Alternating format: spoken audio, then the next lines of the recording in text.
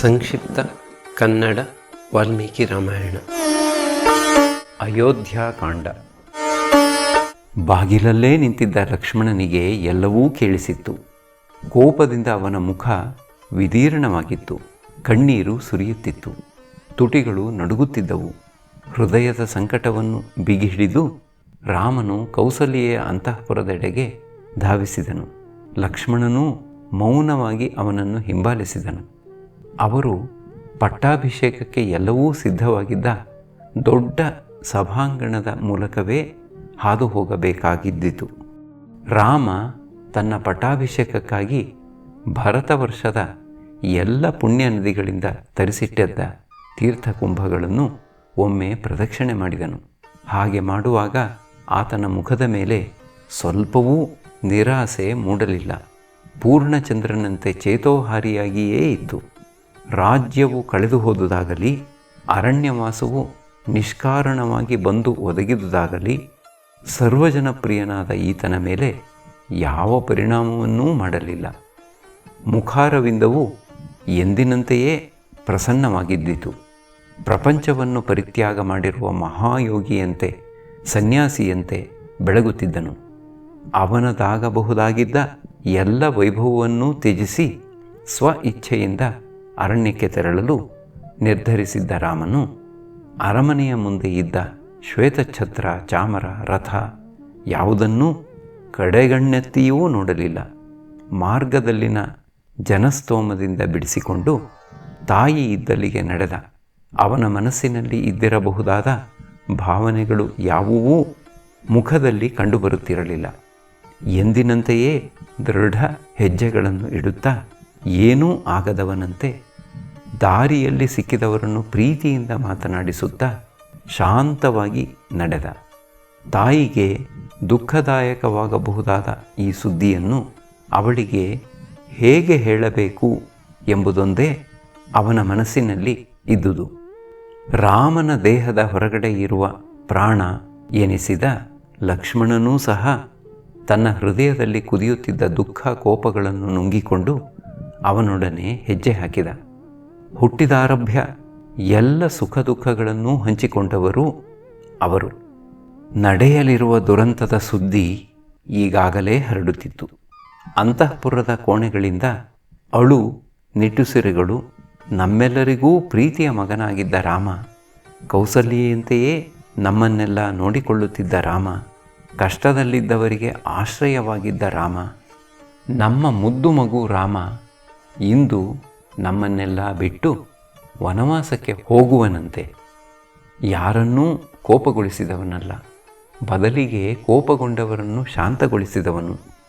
ನಮ್ಮ ಮಹಾರಾಜನ ಬುದ್ಧಿ ಪಲ್ಲಟವಾಗಿ ಹೋಯಿತೆ. ರಾಮನಿಲ್ಲದೆ ಅವನು ಹೇಗೆ ಬದುಕಿರುತ್ತಾನಂತೆ ಇತ್ಯಾದಿ ಗುಸುಗುಸು ಅಲ್ಲಲ್ಲಿ ಕೇಳತೊಡಗಿದ್ದವು. ಕೆಲವರು ರಾಜನ ಅನ್ಯಾಯದ ಬಗ್ಗೆ ಕೋಪದಿಂದ ಬೈಯುತ್ತಿದ್ದರು. ರಾಮನು ಇದಾವುದಕ್ಕೂ ಗಮನ ಕೊಡಲಿಲ್ಲ. ತನ್ನ ಮೇಲೆ ಕುಳಿತ ಪಕ್ಷಿಗಳ ಕಲರವಕ್ಕೆ ಗಮನ ಕೊಡದ ಅಶ್ವತ್ಥ ವೃಕ್ಷದಂತೆ ಲಕ್ಷ್ಮಣನೊಡನೆ ಕೌಸಲ್ಯೆ ಇದ್ದಲ್ಲಿಗೆ ಬಂದನು. ಮಗನಿಗೆ ಪಟ್ಟಾಭಿಷೇಕ ಎಂದು ಕೌಸಲ್ಯೆ ಆ ರಾತ್ರಿಯನ್ನೆಲ್ಲ ಶಾಸ್ತ್ರೋಕ್ತವಾಗಿ ನಾರಾಯಣನ ಪೂಜೆ ಮಾಡುತ್ತಾ ಕಳೆದಿದ್ದಳು. ಮಗನ ಯೋಗಕ್ಷೇಮದ ಬಗ್ಗೆ ಚಿಂತಿಸುತ್ತಾ ಇನ್ನೂ ದೇವರ ಮುಂದೆಯೇ ಕುಳಿತಿದ್ದಳು. ರಾಮ ಅವಳಿದ್ದಲ್ಲಿಗೇ ಬಂದನು. ಅವಳ ಸುತ್ತ ಪೂಜೆಯ ಪರಿಕರಗಳು, ಉರಿಯುತ್ತಿರುವ ಅಗ್ನಿ, ದಧ್ಯಾನ್ನ, ತುಪ್ಪ, ಹವಿಸ್ಸು, ಪಾಯಸ, ವಿಧ ವಿಧವಾದ ಪುಷ್ಪಗಳು, ಸಮಿತ್ತು, ತೀರ್ಥದ ಸ್ವರ್ಣ ಕಲಶಗಳು. ರಾಮನು ಬಂದು ನಿಂತು ಅವಳು ದೇವರಿಗೆ ಅರ್ಘ್ಯ ಕೊಡುತ್ತಿದ್ದುದನ್ನೇ ನೋಡತೊಡಗಿದನು. ವ್ರತೋಪವಾಸಗಳಿಂದ ಅಮ್ಮ ತುಂಬ ತೆಳ್ಳಗಾಗಿದ್ದಳು. ಅವನಿಗೆ ತಿಳುವಳಿಕೆ ಬಂದಾಗಿನಿಂದಲೂ ಅವಳ ಮುಖದ ಮೇಲೆ ಒಂದು ವಿಷಾದದ ಛಾಯೆ ಇರುವುದನ್ನು ನೋಡಿದ್ದನು. ಅವಳು ಅನುಭವಿಸಿದ ಕಷ್ಟಗಳು ಅವನಿಗೆ ಗೊತ್ತಿದ್ದವು. ತನ್ನ ಮೇಲೆಯೇ ಭರವಸೆ ಇಟ್ಟು ಅವಳು ಬದುಕಿರುವುದು. ತಾನು ತಂದಿರುವ ಸುದ್ದಿ ಅಮ್ಮನ ಮೇಲೆ ಎಂತಹ ಪರಿಣಾಮ ಮಾಡಬಹುದು? ಕೌಸಲ್ಯೆ ರಾಮ ಬಂದಿರುವುದನ್ನು ನೋಡಿದಳು. ಅಮೃತೋಪಮ ನಗೆ ಅವಳ ಮುಖದ ಮೇಲೆ ಮೂಡಿತು. ತಾಯಿ ಹಸು ಕರುವಿನೆಡೆಗೆ ಧಾವಿಸುವಂತೆ ಮೇಲೆದ್ದು ಬಂದಳು. ಕೈ ಮುಗಿದುಕೊಂಡು ನಿಂತಿದ್ದ ರಾಮನು ಅವಳ ಕಾಲಿಗೆ ಎರಗಿದನು. ಅವಳು ಅವನನ್ನು ಮೇಲಕ್ಕೆತ್ತಿ ಪ್ರೀತಿಯಿಂದ ಆಲಂಗಿಸಿಕೊಂಡಳು. ಕಣ್ಣುಗಳು ಆನಂದ ಬಾಷ್ಪಗಳಿಂದ ಒದ್ದೆಯಾಗಿರಲು, ಮಗುವೆ, ಪ್ರಖ್ಯಾತ ಇಕ್ಷ್ವಾಕು ವಂಶದಲ್ಲಿ ಹುಟ್ಟಿರುವ ನೀನು ನಿನ್ನ ಹಿರಿಯರಂತೆಯೇ ಕೀರ್ತಿವಂತನಾಗು. ಅವರ ಮಾರ್ಗದಲ್ಲಿಯೇ ನಡೆದು ದೀರ್ಘಾಯುವಾಗು. ನಿನಗೆ ಇಂದು ಯುವರಾಜ ಪಟ್ಟಾಭಿಷೇಕವಲ್ಲವೇ?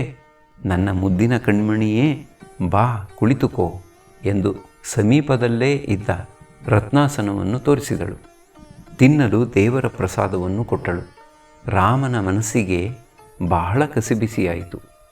ಇಂತಹ ಮಮತೆಯ ತಾಯಿಗೆ ಕೈಕೇಯಿಯ ಅಭೀಷ್ಟವನ್ನು ಹೇಗೆ ಹೇಳುವುದು? ಇಂದೇ ದಂಡಕಾರಣ್ಯಕ್ಕೆ ಹೊರಡಬೇಕು.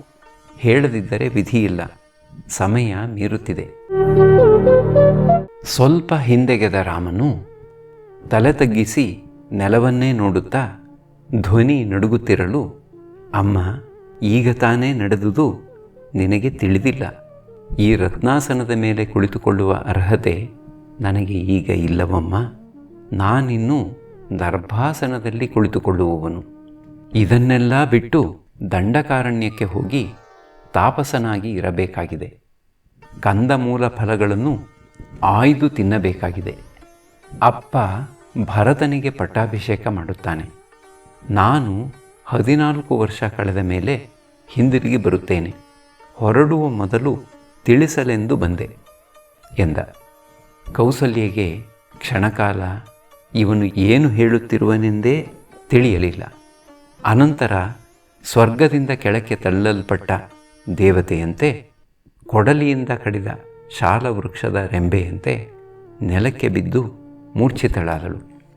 ರಾಮನು ಅವಳನ್ನು ಮೃದುವಾಗಿ ಮೇಲೆತ್ತಿ ಆಸನವೊಂದರ ಮೇಲೆ ಕುಳ್ಳಿರಿಸಿ ಮೈದಡುವಿದನು. ನೆತ್ತಿಯನ್ನು ನೇವರಿಸಿದನು.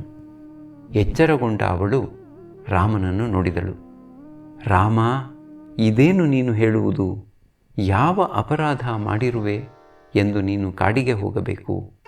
ನೀನು ನನ್ನ ಹೊಟ್ಟೆಯಲ್ಲಿ ಹುಟ್ಟುವ ಬದಲು ಆ ಕೈಕೇಯಿಯ ಹೊಟ್ಟೆಯಲ್ಲಿ ಹುಟ್ಟಿದ್ದರೆ ಚೆನ್ನಾಗಿತ್ತು.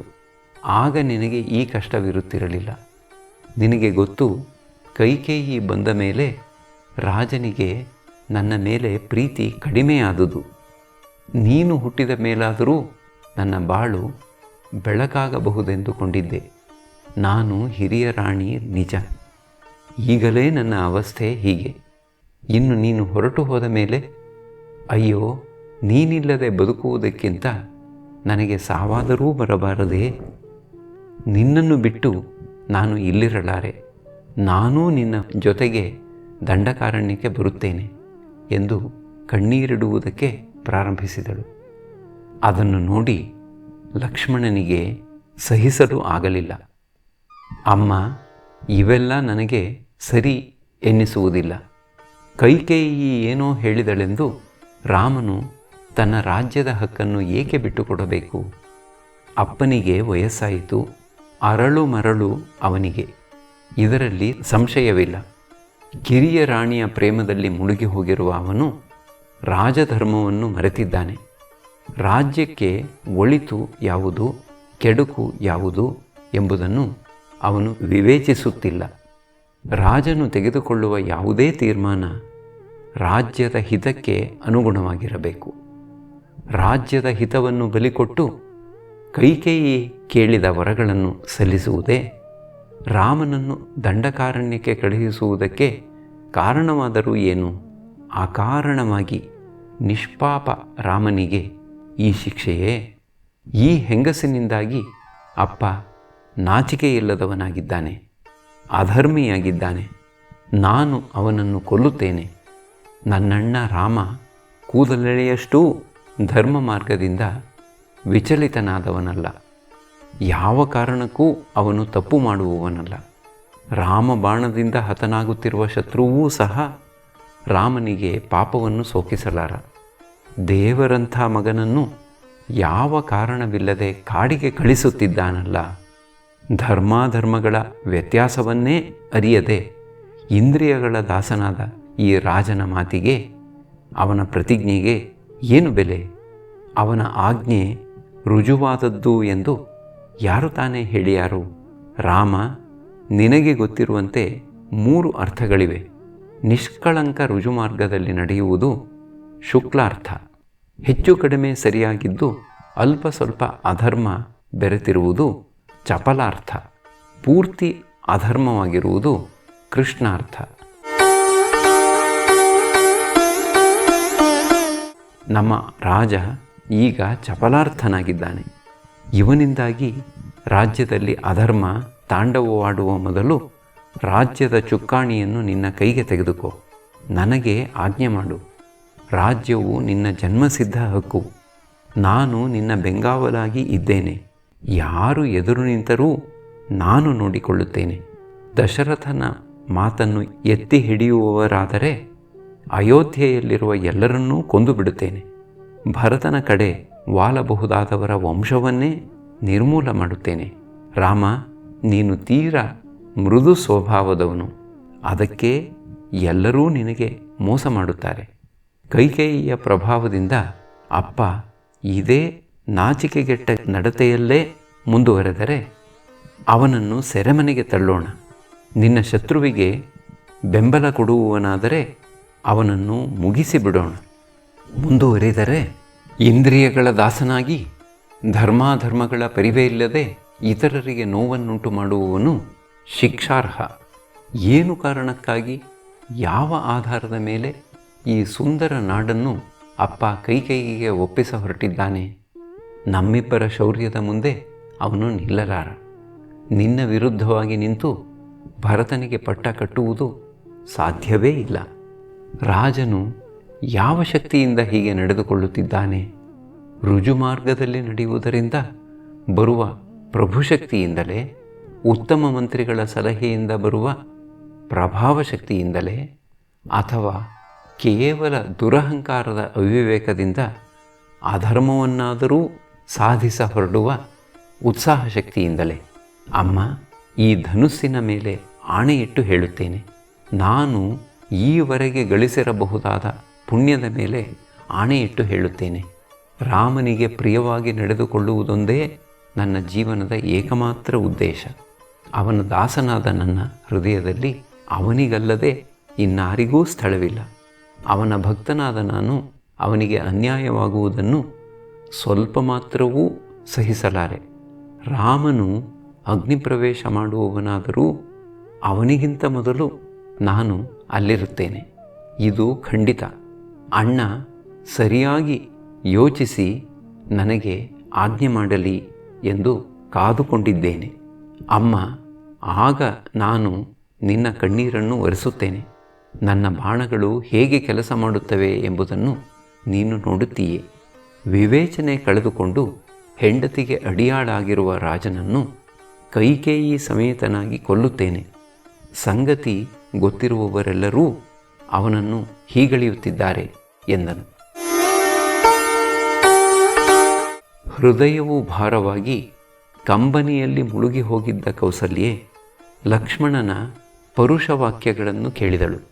ರಾಮ, ಸರಿ ಎನಿಸಿದರೆ ಲಕ್ಷ್ಮಣ ಹೇಳಿದಂತೆಯೇ ಮಾಡು. ಅರಮನೆಯ ಕಿರಿಯ ಹೆಂಗಸರ ದೌರ್ಜನ್ಯಕ್ಕೆ ನನ್ನನ್ನು ಗುರಿ ಮಾಡಿ ನೀನು ಕಾಡಿಗೆ ಹೋಗಬೇಡ. ಯಾವುದು ಸರಿ ಯಾವುದು ತಪ್ಪು ಎಂಬುದು ನಿನಗೆ ಗೊತ್ತು. ಇಲ್ಲೇ ಇದ್ದು ನನ್ನ ಸೇವೆ ಮಾಡು. ನಾನು ನಿನಗೆ ತಂದೆಯ ಹಾಗೆಯೇ ಪ್ರೀತಿಪಾತ್ರಳಲ್ಲವೇ? ಅವರ ಮಾತಿಗೆ ವಿಧೇಯನಾಗಿರುವಂತೆಯೇ ನನ್ನ ಮಾತಿಗೂ ವಿಧೇಯನಾಗಿರಬೇಕಲ್ಲವೇ? ನಾನು ಹೇಳುತ್ತೇನೆ, ನೀನು ನನ್ನನ್ನು ಇಲ್ಲಿಯೇ ಬಿಟ್ಟು ದಂಡಕಾರಣ್ಯಕ್ಕೆ ಹೋಗಕೂಡದು ಎಂದು. ನನ್ನ ಸುಖ ಸಂತೋಷಗಳು, ನನ್ನ ಬದುಕು ಎಲ್ಲವೂ ನಿನ್ನನ್ನು ಕೂಡಿವೆ. ನಿನ್ನನ್ನು ಉಳಿದು ನನ್ನ ಬಾಳಿಗೆ ಅರ್ಥವಿಲ್ಲ. ಈ ಅರಮನೆಯಲ್ಲಿ ಇರುವುದಕ್ಕಿಂತ ಕಾಡಿನಲ್ಲಿ ಹುಲ್ಲು ತಿಂದುಕೊಂಡು ನಿನ್ನ ಜೊತೆಯಲ್ಲಿ ಇರುತ್ತೇನೆ. ನನ್ನ ಮಾತನ್ನು ಮೀರಿ ನೀನು ಹೋಗುವುದಾದರೆ ನಾನು ಇಲ್ಲಿಯೇ ಈ ದರ್ಭಾಸನದ ಮೇಲೆ ಪ್ರಾಯೋಪವೇಶ ಮಾಡಿ ಪ್ರಾಣ ಬಿಡುತ್ತೇನೆ. ವರುಣನಿಗೆ ಬಂದ ಹಾಗೆ ನಿನಗೂ ಮಾತೃಹತ್ಯಾ ದೋಷ ಬರುತ್ತದೆ ಎಂದಳು. ಲಕ್ಷ್ಮಣನ ಕೋಪ ಹೊರಬಿದ್ದು ಹೋಗುವವರೆಗೆ, ತಾಯಿಯ ಕಣ್ಣೀರೆಲ್ಲವೂ ಧಾರೆಯಾಗಿ ಹರಿದು ಹೋಗುವವರೆಗೆ ರಾಮನು ಸುಮ್ಮನೇ ಇದ್ದನು. ದುಃಖಿಸಿ ದುಃಖಿಸಿ ಅವಳು ನಿಶ್ಚೇಷ್ಟಿತಳಾದಳು. ಅವಳ ನೋವನ್ನು ನೋಡಿ ಸಹಿಸುವುದು ಅವನಿಗೆ ಕಷ್ಟವಾಯಿತು. ಯಾರ ನೋವನ್ನೂ ನೋಡಿ ಸಹಿಸುವುದು ರಾಮನಿಂದ ಆಗದು. ಈಗಂತೂ ಯಾತನೆ ಪಡುತ್ತಿರುವುದು ಅಮ್ಮ ಹಾಗೂ ತಮ್ಮ. ಇವರನ್ನು ಸಮಾಧಾನಪಡಿಸಲೂ ಬೇಕು. ತಾನು ಮಾಡುತ್ತಿರುವುದು ಸರಿ ಎಂಬುದನ್ನು ನಿರೂಪಿಸಲೂ ಬೇಕು.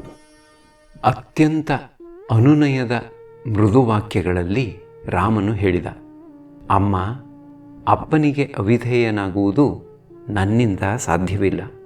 ಹಾಗೆ ಮಾಡುವ ಶಕ್ತಿ ನನಗಿಲ್ಲ. ನನಗೆ ಅದು ಇಷ್ಟವೂ ಅಲ್ಲ.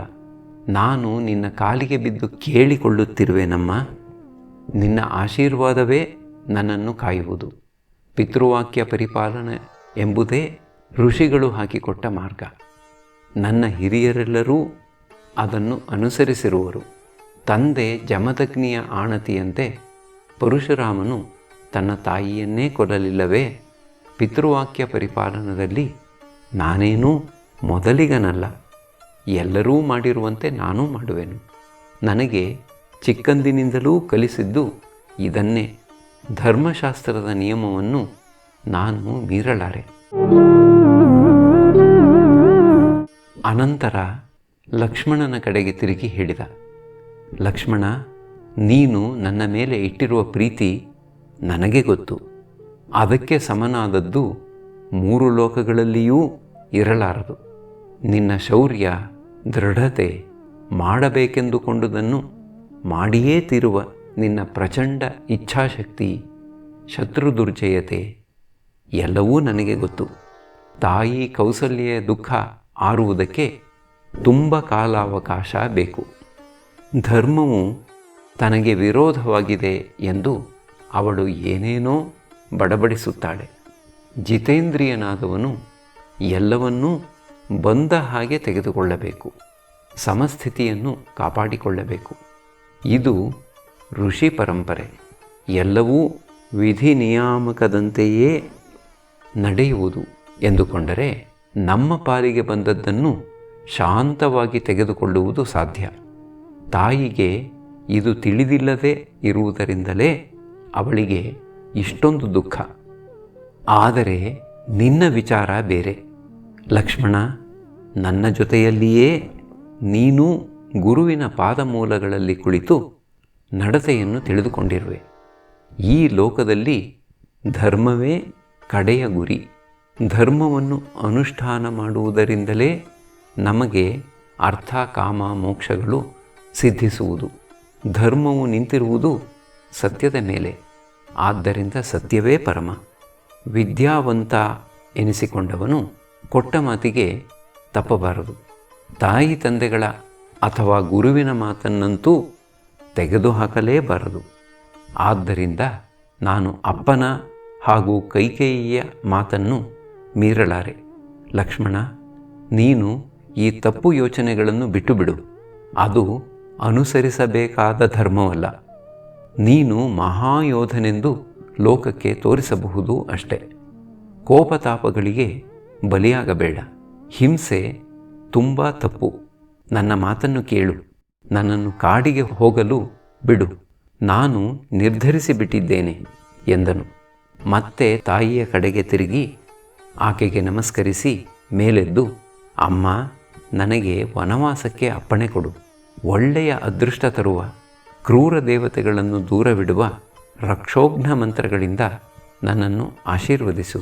ವನವಾಸ ಮುಗಿಸಿ ಬೇಗನೆ ಹಿಂದಿರುಗಿ ಬಂದು ಬಿಡುತ್ತೇನೆ. ನಾನು, ನೀನು, ಸೀತೆ, ಲಕ್ಷ್ಮಣ ಪುನಃ ಒಂದುಗೂಡಿ ಅಪ್ಪನೊಂದಿಗೆ ಸುಖವಾಗಿರುತ್ತೇವೆ. ಈ ದುಃಖವನ್ನು ಬಿಟ್ಟು ನನಗೆ ಶುಭ ಹಾರೈಸಿ ಕಳುಹಿಸಿಕೊಡು. ನಾನು ರುಜುಮಾರ್ಗದಲ್ಲಿ ನಡೆಯಲು ಸಹಾಯ ಮಾಡು ಎಂದು ವಿನಂತಿಸಿಕೊಂಡನು.